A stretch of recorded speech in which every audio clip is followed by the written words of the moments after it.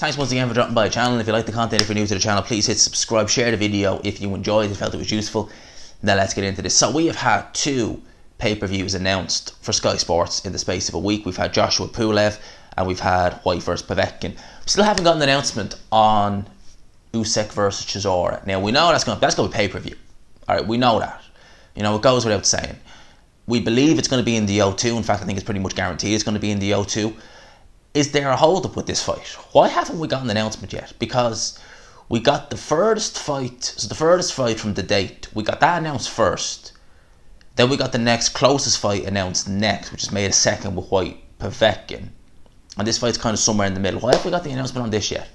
Are they holding out? Are they trying to get some work done with WBO to sanction this as what, and a final eliminator, or maybe for an interim title? I don't know. Like I said, it was a worry to me when they were talking about this fight. They were talking about this fight in March. Okay, you know, it was a worry to me when you heard certain things from Eddie Hearn coming out saying, you know, oh, this is a done deal for March. You know, it's good to go. It's this, that, and the other.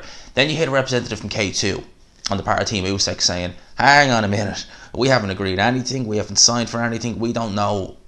What he's saying is, you know, BS basically. When you have the two co-promoters saying contrasting things, it does make you kind of think, are we going to get this fight? I think we're going to get this fight. Don't get me wrong. We're pretty much, it's a done deal. We're getting this fight. But I'm just wondering what the hold-up is. You know, is there contractual issues? Is maybe one or both parties asking for more money?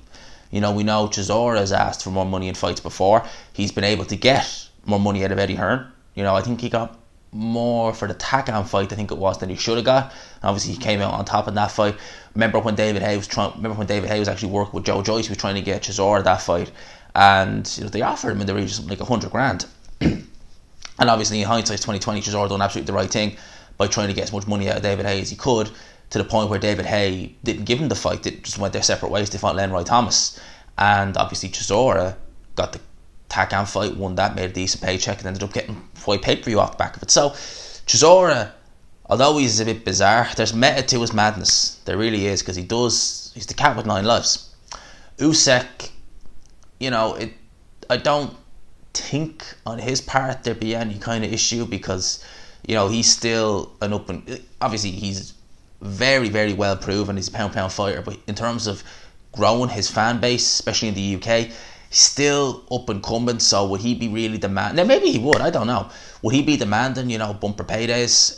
Yeah, maybe he would, I don't know. I think that's one of the large reasons why this fight will be on pay-per-view, because both guys will want, you know, some of that.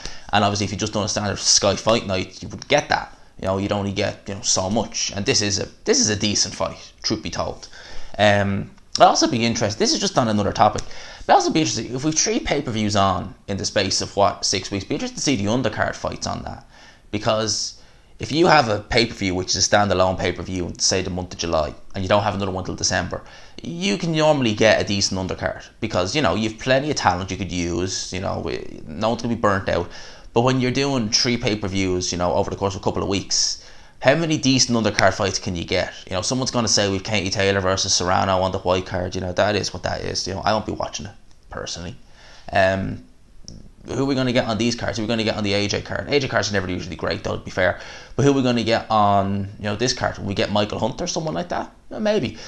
Let me know your thoughts down below. When are we going to get an announcement for this fight? I would expect it within this week. I'll be very surprised if we didn't get it this week, because then you're just cutting kind of the time you can promote the fight, truth be told. So, you know, those are my thoughts on this quick little video here. Let me know your thoughts down below. I hope you enjoyed this video. If you did, please leave a like, subscribe. Of course, if you are new, leave a comment below how you think this fight's going to go. Be interested to hear your thoughts. Let me know. And as always, I will talk to you after.